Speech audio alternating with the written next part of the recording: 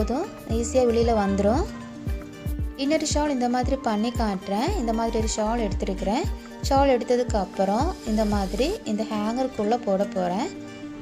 Not போட போகிறேன். இந்த மாதிரி உள்ளே போட்டதுக்கு அப்புறம் இந்த ஹோல் வழியாக பின்னாடி இருக்கிற ஷாலை வந்து முன்னாடி எடுத்துடணும். முன்னாடி எடுத்ததுக்கு அப்புறம் இந்த மாதிரி கொஞ்சம் டைட் பண்ணி விட்டுடணும்.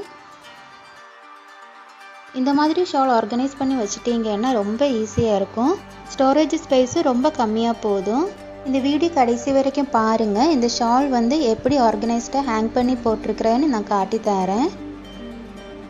இந்த மாதிரி டைட் பண்ணி விட்டுடணும். இப்போ எவ்வளோ ஷால்ஸ் வேணும்னாலும் இந்த மாதிரி டைப் பண்ணலாம்.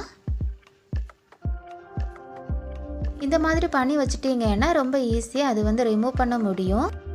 எவ்வளோ ஷால்ஸ் வேணும்னாலும் இந்த மாதிரி பண்ணி வைக்கலாம். இந்த மாதிரி நோட் போட்டு வச்சா போதும். டெய்லி ஒர்க் பண்ணுறவங்களுக்கு, காலேஜ் போகிறவங்களுக்கெல்லாம் இது ரொம்ப